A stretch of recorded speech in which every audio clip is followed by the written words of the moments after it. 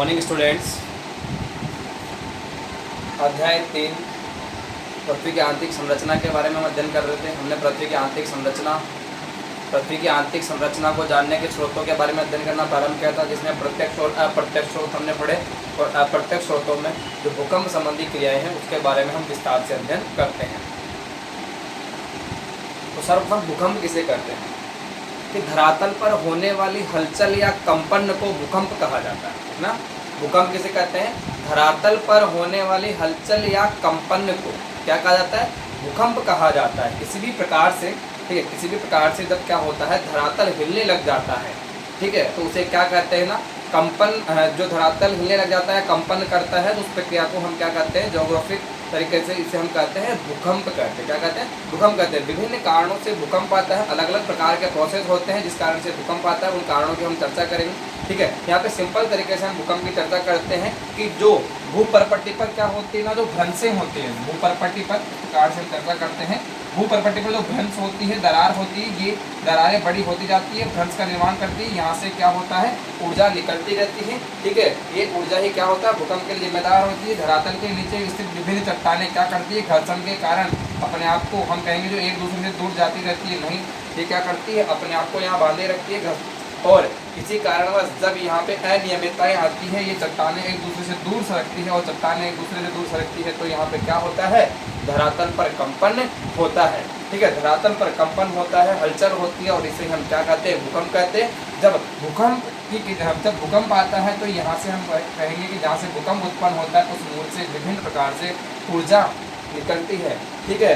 इन्हें हम तरंगों के रूप में बात करते हैं कि जहाँ पे भूकंप उद्गम होता है, जहाँ क्या होता है ना, भूकंप का उद्गम होता है जहाँ जो भूकंप का मूल होता है, उद्गम होता है, उसे हम कहते हैं उद्गम केंद्र या फोकस। क्या कहते हैं? भूकंप मूल, उद्गम केंद्र या फोकस कहते हैं। इसे हम अवकेंद्र और एपिसेंटर, हाइपो सेंटर भी कहते हैं। इसे हम अवकेंद्र या हाइपो सेंटर भी कहते हैं, ठीक है। जहाँ से भूकंपीय विभिन्न तरंगें उत्पन्न होती है, जहाँ से भूकंपीय तरंगें उत्पन्न होती है, उस क्षेत्र को हम क्या कहते हैं? भूकंप मूल, उद्गम केंद्र या फोकस कहते हैं, या इसे हम अवकेंद्र या हाइपो सेंटर भी कहते हैं। इसे हम अवकेंद्र या हाइपो सेंटर भी कहते हैं। जब यहाँ से भूकंपीय तरंगें उत्पन्न होती है तो क्या होता है? धरातल पर विभिन्न स्थानों पर, जैसे हम कहेंगे कि भूपरपट्टी ऊपरी धरातल है, कि यहाँ पे क्या होता है? विभिन्न स्थानों पर ये धरातल, ये जो भूकंप से तरंगें निकलती है, तरंगें जाती है, और ये तरंग सर्वप्रथम जहाँ पहुँचती है, सर्वप्रथम कहाँ पहुँचेगी? 90 डिग्री के एंगल पर सर्वप्रथम कहाँ पहुँचेगी ना? समकोणिक स्थिति पर सर्वप्रथम ये तरंगें पहुँचती है। और इस समकोणिक स्थिति पर जब ये तरंगें पहुँचती है, इसे हम कहते हैं अधिकेंद्र, एपिसेंटर। क्या कहते हैं? अधिकेंद्र के धरातल पर सर्वप्रथम जहाँ पे भूकंपीय तरंगें पहुँचती है, इसे हम किस नाम से जानते हैं? अधिकेंद्र के नाम से जानते हैं, या एपिसेंटर के नाम से जानते हैं। अधिकेंद्र, या इसे हम क्या कहते हैं? एपिसेंटर कहते हैं। तो वापस से बात करेंगे कि धरातल पर होने वाले कंपन या हलचल को क्या कहा जाता है? भूकंप कहा जाता है।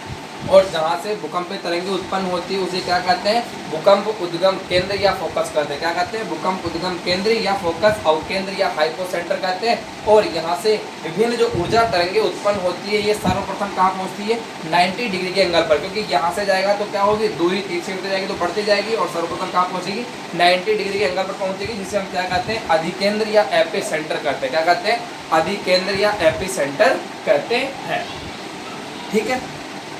आगे हम चर्चा करते हैं कि स्थल मंडल, वैसे तो हम क्या करेंगे ना, पृथ्वी की आंतरिक संरचना की विभिन्न परतों के बारे में बात करेंगे। फिर भी अगर लिथोस्फीयर हम कहें तो भूपरपट्टी का जो लगभग 200 किलोमीटर तक का जो गहरा भाग है, उसे हम स्थल मंडल में काउंट कर सकते हैं। और स्थल मंडल पर विभिन्न प्रकार से क्या आते रहते हैं ना, भूकंप आते रहते हैं।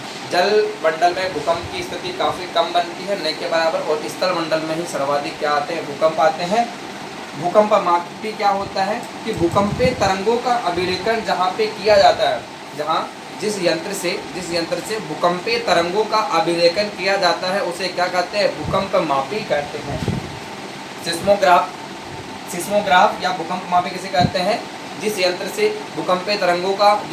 भूकंपीय तरंगों का अभिलेखन किया जाता है उसे सिस्मोग्राफ या भूकंप मापी कहते हैं। और हम भूकंपीय तरंगों की चर्चा करें, विभिन्न प्रकार से जो भूकंपीय तरंगें हैं, भूकंपीय तरंगों को हम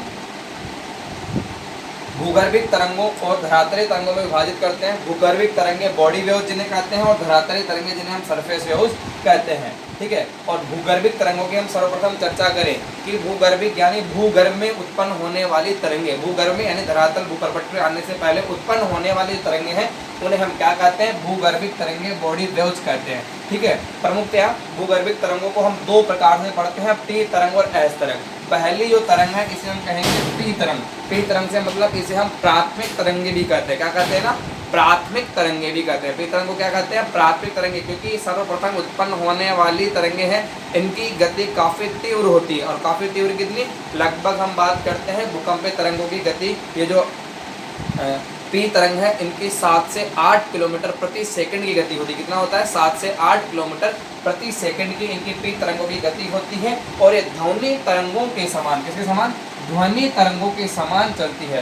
कहा जाए कि ध्वनि तरंगों के समान कौन सी तरंग है, तो हम कह सकते हैं पी तरंग। ठीक है ना? और पी तरंग की जो प्रमुख विशेषता है, ये ठोस, तरल और गैस, ठोस, तरल और गैस, ठोस पदार्थों में, तरल पदार्थों में, गैसीय पदार्थों में, तीनों में ये तरंगे चलती हैं। ठोस, तरल और गैस तीनों में एक तरंगे क्या होती है? चलायमान होती है। और एस तरंग की हम बात करें, इन्हें हम द्वितीयक तरंगे कहते हैं। एस तरंग क्या होती है ना? द्वितीयक तरंगे होती है। एस तरंग क्या होती है? द्वितीयक तरंगे, सेकेंडरी वेव्स। ये हो गए पी से प्राइमरी वेव्स, और इन्हें हम कहेंगे ऐसे सेकेंडरी वेव, द्वितीयक तरंगे। और द्वितीयक तरंगों की विशेषता है, ये पी तरंगों से कम गति वाली होती है।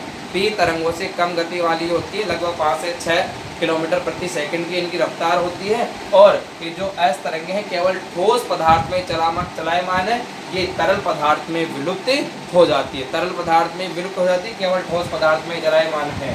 ठीक है, एस तरंगों की हम चर्चा करते हैं। और फिर अंत में बात करते हैं सरफेस वेव, जिन्हें हम क्या कहते हैं? एल वेव्स भी कहते हैं। क्या कहते हैं? एल वेव्स भी कहते हैं। धरातलीय तरंगों को हम क्या नाम देते हैं?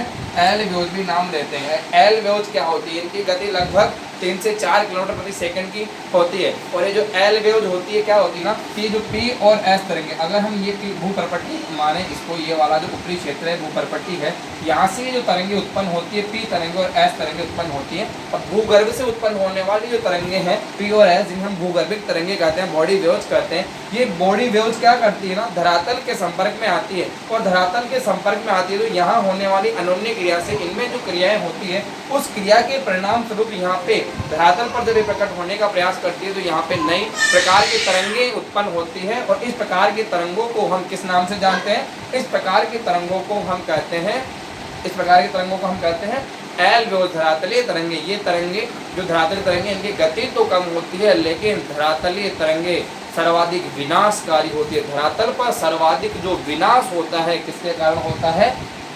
धरातल पर सर्वाधिक जो विनाश होता है वो एल तरंगों के कारण होता है। किसके कारण होता है? एल तरंगों के कारण होता है। ठीक है, वैसे तो इतना पर्याप्त है, लेकिन एक पैराग्राफ आपकी बुक में बताया हुआ है, तरंगों के विषय में थोड़ा सा हम ध्यान देंगे।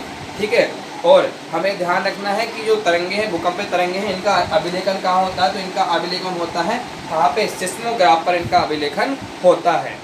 ठीक है, यहाँ पे देखना है जो भूकंपीय तरंगों के संचरण का जो यहाँ पे पैराग्राफ दे रखा है कि भिन्न भिन्न प्रकार की भूकंपीय तरंगों के संचित होने की प्रणाली भिन्न भिन्न होती है। कि अलग अलग प्रकार के तरंगे, तो इनके जो संचित होने की प्रणाली भी क्या होती है ना, भिन्न भिन्न होती है।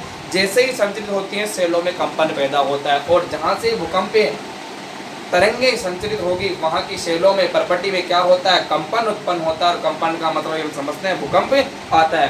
पी तरंगों से कंपन की दिशा तरंगों की दिशा के समानांतरी होती है। यह संचरण की गति दिशा में ही पदार्थ पर दबाव डालती है। और पी तरंगे जिधर से जिस दिशा में जाती है वहीं पे क्या करती है? पदार्थ पर दबाव डालती है और कंपन उत्पन्न करती है। फलस्वरूप पदार्थ के घनत्व में भी भिन्नता आती है। और पी तरंगे जिधर जाती है वो क्या करती है? अलग अलग प्रकार के घनत्व के जो पदार्थों से गुजरती है, इनसे घनत्व में भी भिन्नता आती है। और सेलों में संकुचन और फैलाव की प्रक्रिया होती है। जिस प्रकार से तरंगे जाएगी, जो तरंगे क्या करेगी, यहाँ ऊपरी जो परपट्टी की जो शैलें हैं उनमें क्या करती है? हम कहेंगे कि संकुचन, सिकुड़न और फैलाव की प्रक्रिया उत्पन्न करती है। ठीक है, अन्य 3 तरह की तरंगे संचरण गति के समकोण में पैदा होती है।